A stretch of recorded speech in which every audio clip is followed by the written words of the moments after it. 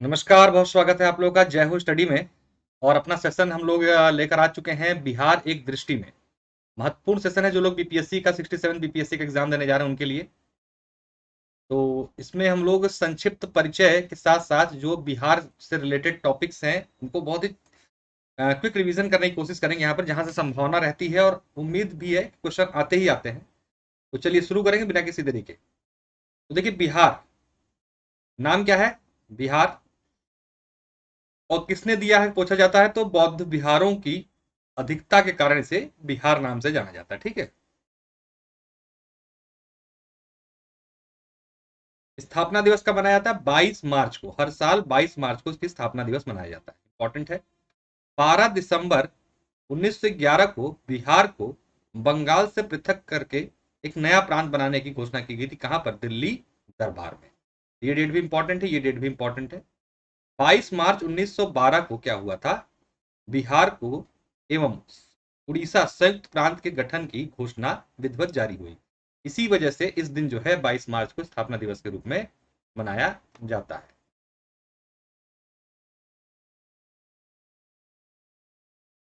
ठीक है। बंगाल प्रेसिडेंसी से अलग होकर बिहार एवं उड़ीसा, वर्तमान उड़ीसा, संयुक्त रूप से एक प्रांत के रूप में 1 अप्रैल 1912 को अस्तित्व में आया। छोड़ दिए, इंपॉर्टेंट नहीं है। 28 मार्च 1936, 28 मार्च 1936 को बिहार के लिए एक पृथक विधान परिषद का गठन किया जाने का आदेश पारित किया गया था। तो इस डेट को भी देख लीजिएगा। विधान परिषद कब सृजित हुई बिहार में? 28 मार्च 1936 को।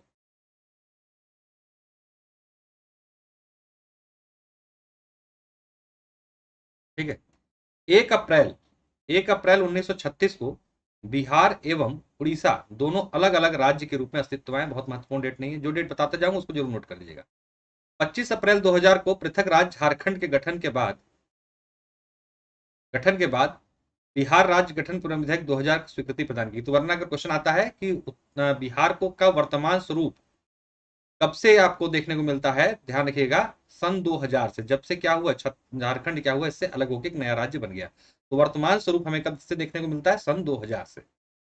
2 अगस्त को पारित होता है यह विधेयक। 11 अगस्त को राज्यसभा बिहार पुनर्गठन कर देती है। 25 अगस्त को विधेयक पर राष्ट्रपति के साइन हो जाते हैं। इतनी ज्यादा डिटेल याद करने की आवश्यकता नहीं है, लेकिन आप याद रखिए यहाँ पर मोटा मोटा जो पूछता है वो पूछता है आपका कि किस डेट से जो है आपको ये देखने को मिलता है। एग्जैक्ट डेट है 15 नवंबर सन 2000। ठीक, 15 नवंबर सन 2000 को क्या हुआ था? झारखंड एक नए राज्य के रूप में अस्तित्व में आया था और इसी राष्ट्र के साथ, इसी डेट के साथ बिहार का वर्तमान स्वरूप आपको देखने को मिलता है। तो बिहार की राजधानी क्या है? पटना है। ठीक। इसकी स्थापना कब हुई थी? दिसंबर 1913 को हुई थी और उद्घाटन 3 फरवरी 1916 को। दोनों डेट ध्यान रखेगा। तो पटना राजधानी है और उच्च न्यायालय जो है इसका कहां पर है? पटना में हाई कोर्ट। और इसका जो उद्घाटन हुआ था, उद्घाटन डेट देख लीजिएगा हाई कोर्ट का 3 फरवरी 1916 को। और स्थापना कब हुई थी पटना हाई कोर्ट की? 1 दिसंबर 1913 को। दोनों डेट देख लीजिएगा, इंपॉर्टेंट है।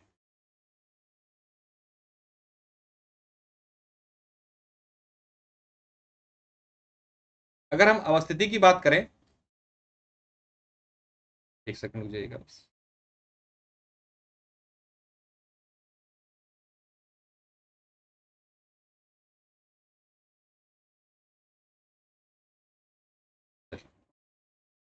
क्षेत्रफल की दृष्टि से ये भारत का कौन सा है? 12वां राज्य है। ये इंपॉर्टेंट फैक्ट ध्यान रखिएगा। क्षेत्रफल की दृष्टि से 12वां राज्य है और जम्मू कश्मीर पुनर्गठन के पश्चात। ठीक।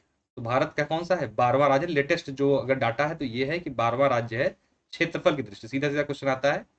और राज्य एवं केंद्र शासित अगर संयुक्त रूप से देखते हैं तो इसका स्थान 13वां हो जाता है। ठीक है। अगर राज्यों को केंद्र शासित प्रदेशों के साथ मिला के देखेंगे तो इसका स्थान हमें दिखता है 13वां। जनसंख्या की दृष्टि से ये तीसरा बड़ा राज्य है 2011 की जनगणना के अनुसार। Important question.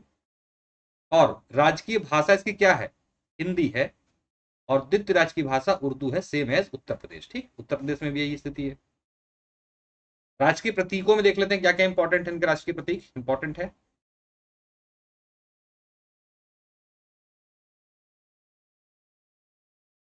भाषा।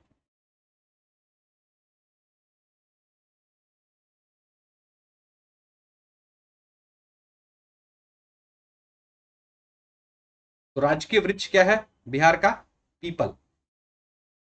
राजकीय वृक्ष पीपल। राजकीय पुष्प गेंदा का फूल। राजकीय पशु क्या है? बैल है, ध्यान रखिएगा। 2013 से पहले रीछ था, 2013 से पहले रीछ था, और 2013 के बाद राजकीय पशु क्या है बिहार का? बैल है। और राजकीय पक्षी क्या है? गौरैया है। ठीक, पहले नीलकंठ या नक्ता थी। ठीक है,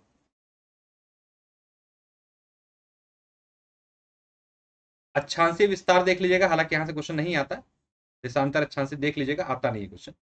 क्षेत्रफल कुल देख लीजिएगा, जरूर है ये 94,163 वर्ग किलोमीटर का क्षेत्रफल है बिहार का पूरा। लंबाई उत्तर से दक्षिण इंपॉर्टेंट है 345 किलोमीटर की है। और चौड़ाई पूरब से पश्चिम कितनी है? 483 किलोमीटर। ठीक है, शहरी क्षेत्रफल का क्षेत्रफल याद करने की आवश्यकता नहीं, ग्रामीण क्षेत्रफल याद करने की आवश्यकता नहीं। ठीक, आवश्यकता है इसकी, समुद्र तल से इसकी ऊंचाई कितनी है? 173 फीट की है। कितनी है? 173। उत्तर से दक्षिण 345, पूरब से पश्चिम 483, ये इंपॉर्टेंट है। समुद्र तल से ऊंचाई 173 फीट। सामान्य वर्षण कितना होता है? 994.4 मिलीमीटर। ठीक है, एवरेज है इसका 1205। औसत वर्षा दिवस कितने हैं यहाँ पर? 52.5, यानी कि एक वर्ष में इतना औसत वार्षिक वर्षा हमें देखने को मिलती है दैनिक आधार पर। देखते हैं अवस्थिति कहाँ है। बिहार जो है भारत के पूर्वी भाग में स्थित है। यह एक भू आवेशित राज्य है, मतलब कि लैंड लॉक्ड राज्य है, मतलब इसके चारों तरफ से कोई पहाड़ पर्वत या कोई समुद्र नहीं मिलता।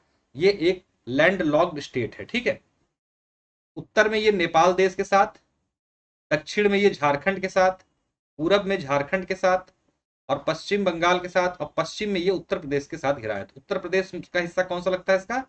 पश्चिम का जो बिहार है वो उत्तर प्रदेश से टच होता है। ठीक है, दक्षिण और पूरब ये झारखंड से घिरा हुआ है, और उत्तरी हिस्सा इसका नेपाल से।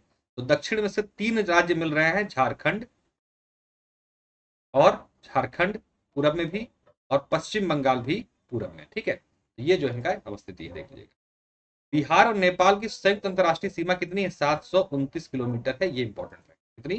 729 किलोमीटर। बेसिक बेसिक इंफॉर्मेशन के क्वेश्चन जरूर आते हैं बिहार में। अब प्रशासनिक देख लेते हैं।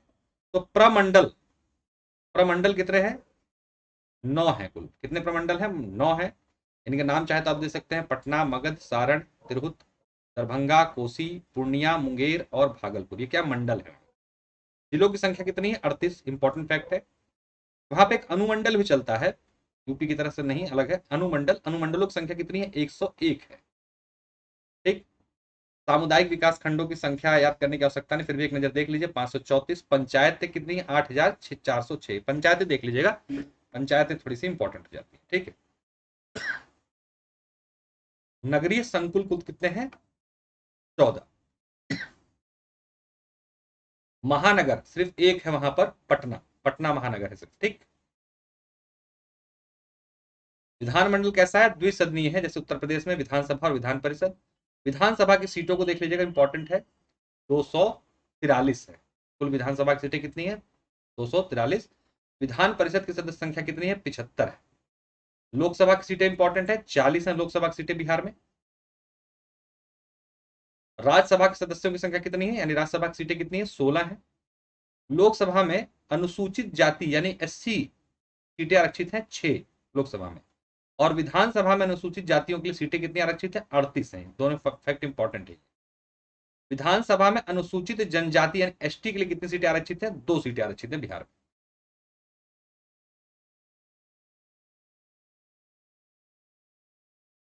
राज्य की सीमा को स्पर्श करने वाले राज्य कितने हैं? कुल 3 है। ठीक है, कौन कौन से? झारखंड, उत्तर प्रदेश और पश्चिम बंगाल। ये 3 राज्य जो हैं बिहार राज्य को टच करते हैं। ये जिलों की नाम दी गई है, इनको देख लीजिए, इसी क्रम में आप याद कर सकते हैं। इसमें मेनली जो है आप देखेंगे तो उत्तर प्रदेश से सबसे अधिक जिले जो है इनके मिलते हैं, रोहतास, कैमूर, बक्सर, आरा, सारण, सिवान, गोपालगंज और पश्चिमी चंपारण। ठीक है, ये कितनी संख्या? 1 2 3 4 5 6 7 8, 8 है उत्तर प्रदेश से। रोहतास, औरंगाबाद, गया, नवादा, जमुई, बांका, भागलपुर और कटिहार, ये सब किससे मिल रहा है? झारखंड से। 1 2 3 4 5 6 7 8, 8 ही झारखंड से मिल रहे हैं, 8 ही उत्तर प्रदेश से इसके जिले टच हो रहे हैं। पश्चिम बंगाल कटिहार, पूर्णिया, किशनगंज, ये 3 जिले इसके पश्चिम बंगाल से लगते हैं। ठीक है, तो इस तरीके से आप याद कर सकते हैं। राज्य की सीमा से स्पर्श करने वाली अंतर्राष्ट्रीय सीमा देश कौन सा है? नेपाल है। नेपाल से सटे बिहार के जिले, ये इंपॉर्टेंट है, पश्चिमी चंपारण, पूर्वी चंपारण, सीतामढ़ी, मधुबनी, सुपौल, अररिया और किशनगंज, ये क्या है? नेपाल से सटे हुए उत्तर प्रदेश के, अरे सॉरी, बिहार के जिले। ठीक है,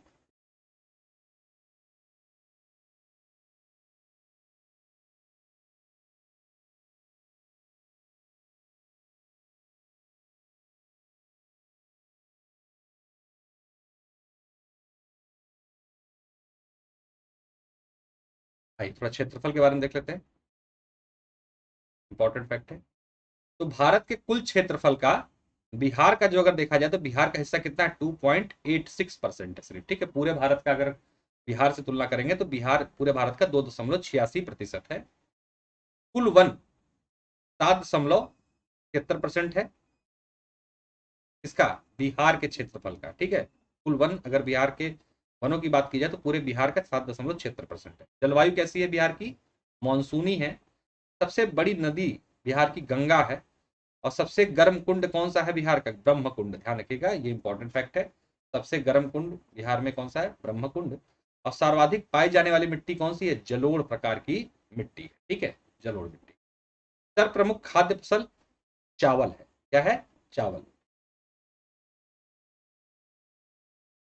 सर्वाधिक क्षेत्रफल वाले 3 जिले इंपॉर्टेंट है घटते क्रम में, मतलब सबसे बड़ा जिला बिहार का कौन सा? पश्चिम चंपारण, फिर गया, फिर पूर्वी चंपारण, ये 3 क्या है? सबसे बड़े जिले हैं बिहार के। ठीक है, सबसे कम क्षेत्रफल वाले 3 जिले बढ़ते क्रम में, सबसे छोटा जिला यानी कौन सा है? शिवहर। कौन सा है? शिवहर सबसे छोटा जिला है, उससे बड़ा अरवल और फिर शेखपुरा। 3 3 याद कर लीजिए, 3 3 में सब काम बन जाता है। ठीक है, शिवहर सबसे छोटा जिला है और सबसे बड़ा जिला कौन सा है? पश्चिमी चंपारण आपका। ठीक है, कुल जनसंख्या, संख्या याद करने की आवश्यकता नहीं, इतनी याद कीजिए, 10 करोड़ 41 लाख छोड़ दीजिए। ठीक है, पुरुष जनसंख्या छोड़ दीजिए। जनसंख्या घनत्व महत्वपूर्ण है, जनसंख्या 2011 की बात हो रही है। 1106 लोग प्रति वर्ग किलोमीटर में यहाँ पर निवास करते हैं।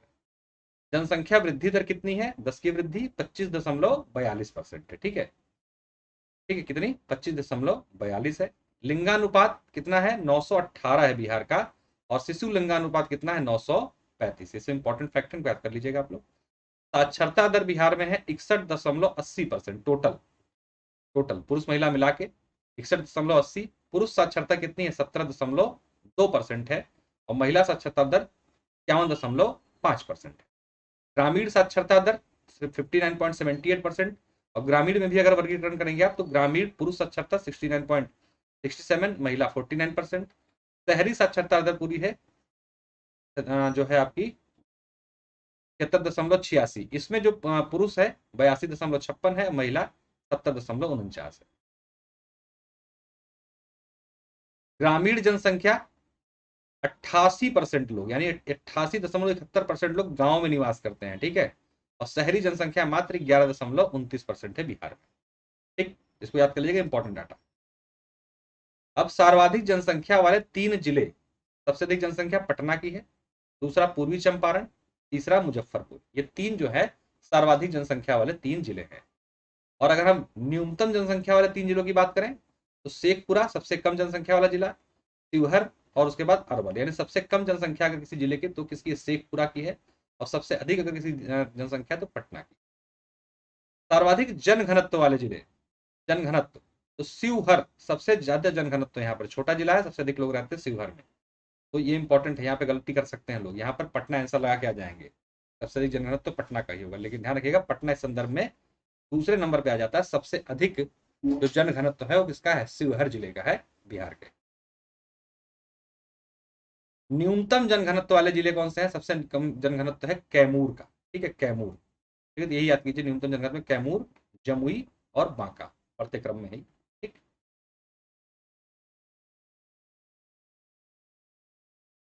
सर्वाधिक लिंगानुपात वाले 3 जिले, सबसे अधिक लिंगानुपात गोपालगंज में है, ध्यान रखिएगा। उसके बाद सिवान और सारण। ठीक। न्यूनतम लिंगानुपात वाले 3 जिले मुंगेर, भागलपुर और खगड़िया। ठीक, ये क्या है, न्यूनतम जनघनत्व वाले जिले। सर्वाधिक साक्षरता दर वाले 3 जिले रोहतास, पटना और भोजपुर।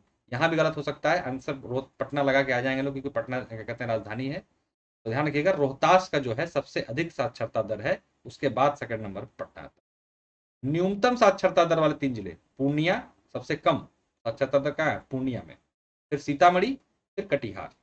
ठीक। सर्वाधिक पुरुष साक्षरता दर वाला जिला कौन सा है, रोहतास है। न्यूनतम पुरुष साक्षरता दर वाला जिला पूर्णिया है। सर्वाधिक महिला साक्षरता दर वाला जिला रोहतास, और न्यूनतम साक्षरता दर वाला जो जिला है वो कौन सा है, सहरसा है आपका। ठीक है, महिला। मैप देख लीजिए एक बार, एक नजर में आप लोग उससे आपको सेंटर का भी आपका आइडिया लग जाएगा। आप लोग अपना सेंटर भी देख सकते हो उसी में, इसका जहां जहां है। ठीक है, इसके माध्यम से दिया गया है खगड़िया, सॉरी सहरसा, न्यूनतम महिला साक्षरता। ठीक, इसको मैप के माध्यम से भी दे दिया गया, आप लोग इसके माध्यम से एक बार याद कर सकते हैं, अपना सेंटर भी देख सकते हैं कहाँ है सेंटर आपका।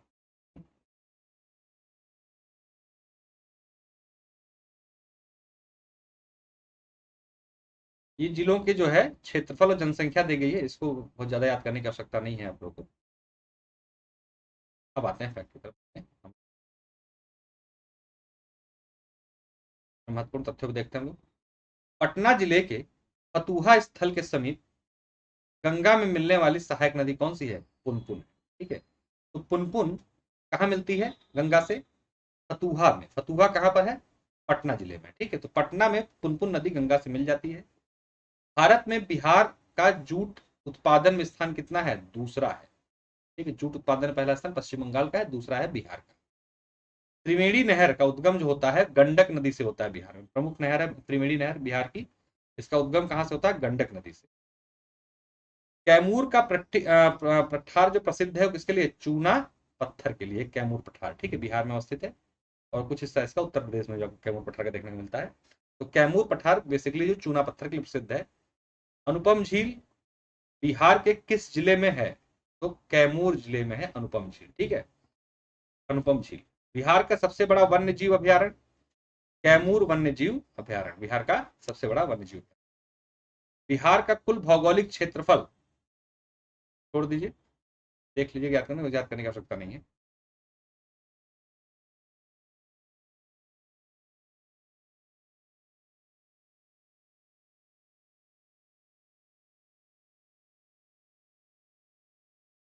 बिहार की सोमेश्वर सोमेश्वर पर्वत श्रेणी का निर्माण काल कब हुआ है, पैलेस्टीन काल में हुआ। एक दो बार पूछा गया क्वेश्चन है। बिहार में राष्ट्रीय राजमार्गों की कुल लंबाई सड़क परिवहन और राजमार्ग मंत्रालय के अनुसार जो है, यानी 31 मार्च 2019 तक जो अपडेट है वो कितनी है, 4917, यानी 4917 किलोमीटर। ठीक है, जो लेटेस्ट अपडेट भारत सरकार की तरफ से है। कुल लंबाई कितनी है राष्ट्रीय राजमार्गों की, नेशनल हाईवे की, 4917 किलोमीटर। ठीक। छोटे नागपुर के जंगल में मुख्यतः वनस्पतियां कौन सी पाई जाती हैं, पर्णपाती वनस्पतियां पाई जाती हैं। गौतम बुद्ध वन्य जीव अभ्यारण्य और राष्ट्रीय उद्यान अवस्थित है कहाँ कहाँ, गया जिले में। कहाँ पर, गौतम बुद्ध वन्य जीव अभ्यारण्य और राष्ट्रीय उद्यान कहाँ अवस्थित है, गया जिले में। वर्तमान में बिहार के कुल जिलों की संख्या कितनी है भैया, 38 है। बिहार की मुख्य खाद्यान्न फसलें सबसे नंबर 1 चावल, फिर गेहूं, फिर मक्का। ठीक है, तो 3 प्रमुख खाद्यान्न फसलें बिहार की हैं। किस खनिज के उत्पादन में बिहार का एकाधिकार है, पायराइट। इंपॉर्टेंट फैक्ट, पायराइट के उत्पादन में एकाधिकार है बिहार का पूरे इंडिया में। ठीक।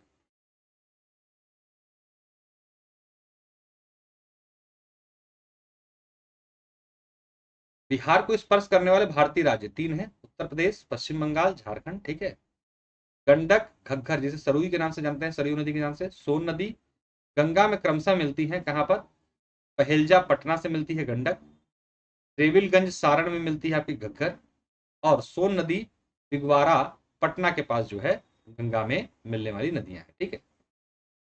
आर्थिक समीक्षा 2019-20 के अनुसार 2017 में बिहार में शस्य गहनता कितनी थी, 1.44%। ठीक है, 1.44%।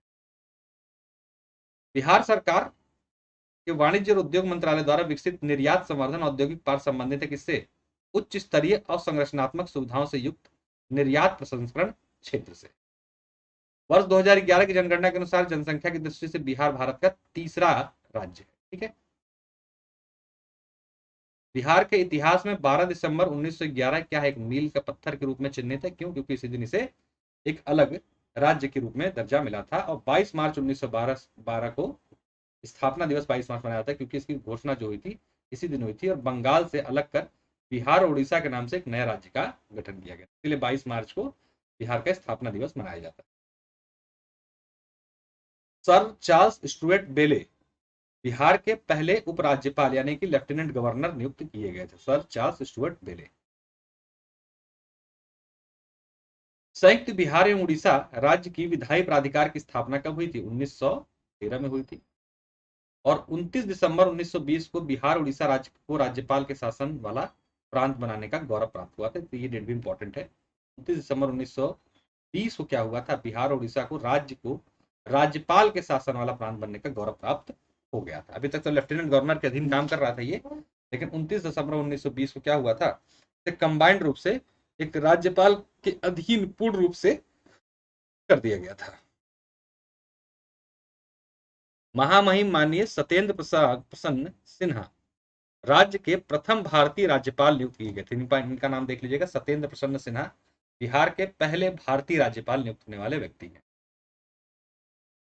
1920 मार्च में लेजिस्लेटिव काउंसिल के भवन का निर्माण शुरू हुआ और उसी वर्ष ये बनकर तैयार हो गया। बहुत बड़ा फैक्ट नहीं, छोड़ दीजिएगा इसको। संयुक्त बिहार और उड़ीसा राज्य के अंतिम राज्यपाल कौन थे? Sir James David Sifton. अंतिम राज्यपाल कौन थे? Sir James David Sifton. Government of India Act 1935 व्यवस्थाओं के अनुरूप 22 से 29 जनवरी 1937 की अवधि में बिहार विधानसभा के चुनाव जो है संपन्न हुए थे। आप लोग हिस्ट्री में पढ़ते भी होंगे। तो कब हुए थे? 22 से 29 जनवरी 1937 के मध्य। 20 जुलाई 1947 को डॉक्टर श्री कृष्ण सिन्हा के नेतृत्व में प्रथम सरकार का गठन हुआ था। इंपॉर्टेंट फैक्ट है, बहुत इंपॉर्टेंट। कब हुआ था? 20 जुलाई 1937 को डॉक्टर कृष्णा सिन्हा के नेतृत्व में प्रथम सरकार जो गठित हुई थी बिहार में। और 22 जुलाई 1937 को विधानमंडल का प्रथम अधिवेशन हुआ था। ये भी डेट इंपॉर्टेंट। तो पहला अधिवेशन 22 जुलाई 1937 को हुआ था और जो गठन हुई थी सरकार का वो 20 जुलाई को 1937 में श्री कृष्ण सिन्हा के नेतृत्व में गठित हुई थी सरकार। ठीक है। 31 अक्टूबर 1939 को तत्कालीन मुख्यमंत्री डॉक्टर कृष्ण सिन्हा ने अपना इस्तीफा दे दिया और बिहार विधानसभा क्या हो गई थी? विघटित हो गई थी। विघटित होने की डेट भी, गठित होने की डेट दोनों देख लीजिएगा एक बार। अब आ जाते हैं बिहार के इतिहास पे। ठीक है, बिहार के इतिहास। सबसे पहले प्राचीन इतिहास से शुरू करेंगे। मुंगेर के से मध्य पाषाण युग के अवशेष प्राप्त होते हैं। क्वेश्चन बनता है कि मध्य पाषाण युग के अवशेष हमें किस जिले से मिलते हैं? तो मुंगेर से मिलते हैं। चिरांद जो कि सारण जिले में पड़ता है और चेचर वैशाली जिला में, यहाँ से हमें नव पाषाण युग के अवशेष मिलते हैं। दोनों क्वेश्चन बनते हैं। नव पाषाण युग के अवशेष हमें कहाँ से मिलते हैं? आंसर होगा चिरांद और चेचर। और मध्य पाषाण के आपको मिलते हैं मुंगेर से। प्राचीन बिहार के इतिहास की जानकारी हमें अथर्ववेद एवं पंचविश ब्राह्मण से मिलती है। इंपॉर्टेंट फैक्ट है। प्राचीन बिहार के इतिहास जानकारी का मुख्य स्रोत क्या क्या है? अथर्ववेद और पंचविश। ठीक, अथर्ववेद और पंचविश ब्राह्मण से पता चलता है कि मगध से रात्य रहते थे, किंतु ऋग्वेद से उल्लेख है कि मगध में सबसे प्राचीन वासी क्षत्रिय थे। उन्हें ही आर्य है दृष्टि से देखते थे, क्योंकि वैदिक काल के बारे में नहीं जानते। इंपॉर्टेंट बहुत। कनिंघम ने बोधगया मंदिर को खोजा। ये इंपॉर्टेंट है कि बोधगया मंदिर की खोज किसने की थी भैया? किसने की थी? कनिंघम ने की थी।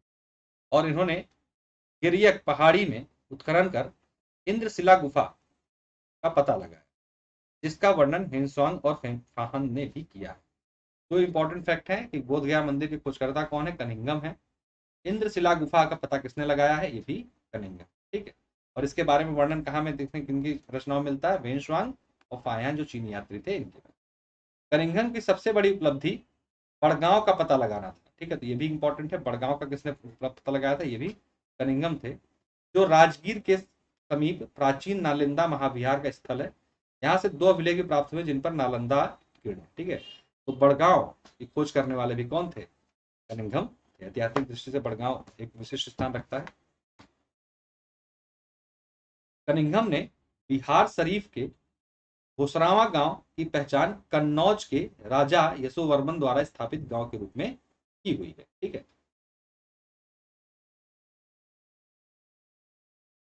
कनिंघम ने बसाड़ के अवशेष के आधार पर वैशाली के प्राचीन स्थल का पता लगा। चंपारण जनपद के केसरिया स्तूप, क्वेश्चन बनता है यहाँ पर, केसरिया स्तूप कहाँ है भैया? चंपारण में है। लौरिया अर्जज के अशोक स्तंभ ने भी को भी कनिंघम ने ही पता लगवाया था। लौरिया स्तंभ को भी जान, और अशोक का स्तंभ जो था इसका पता लगाने वाले भी कौन थे? कनिंघम थे। उत्तर वैदिक काल में बिहार का यह क्षेत्र प्राचीन इतिहास का एक अंग बन गया। आधुनिक राजगृह और गया के पास का क्षेत्र अथर्ववेद में इसका वर्णन हमें देखने को मिलता है। आधुनिक राजगृह। कोढ़ को हटाने वाली औषधि का आविष्कार मगध में रहने वाली, मगध में रहने वाली ने किया था।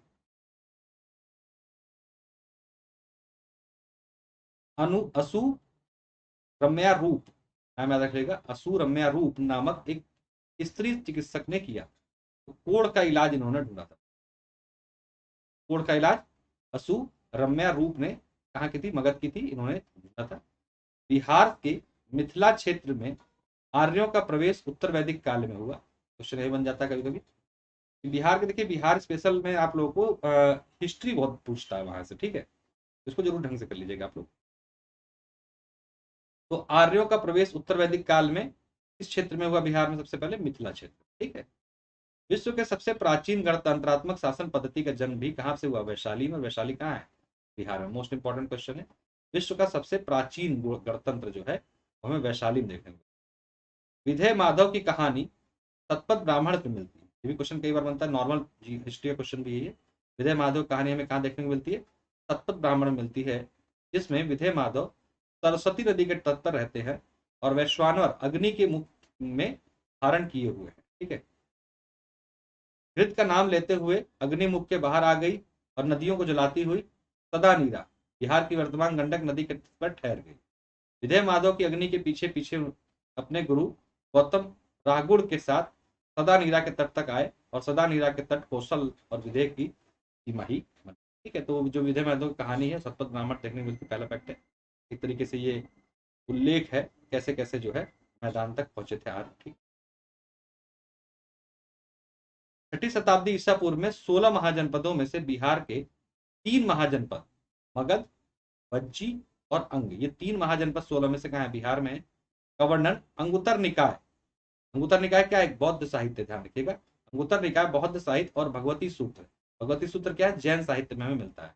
तो 3 महाजनपद यानी कि मगध, वज्जी और अंग का वर्णन हमें अंगुत्तर निकाय जो कि एक बौद्ध साहित्य है वहां पर, और भगवती सूत्र जो कि जैन साहित्य है वहां पर हमें देखने को मिलता है। अंग सबसे पहला, अंग आधुनिक भागलपुर और मुंगेर जनपद का जो हिस्सा है वो उस समय का अंग हुआ। की राजधानी क्या है? चंपा। अंग की राजधानी चंपा है और बिंबिसार ने इसे मगध में मिलाया था। ये भी क्वेश्चन खूब आता है कि अंग जो है उसे मगध में मिलाने वाले राजा कौन थे? तो बिंबिसार ने क्या किया था? मगध में अंग को मिला लिया था। ठीक है। राजधानी चंपा थी।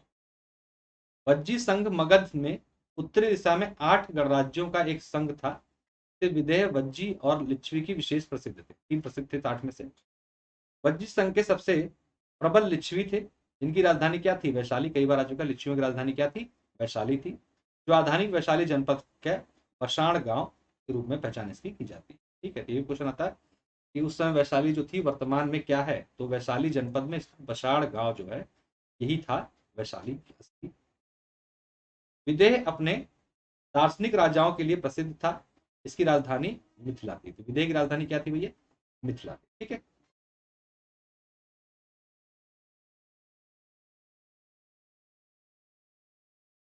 ये देखिए एक साथ जो है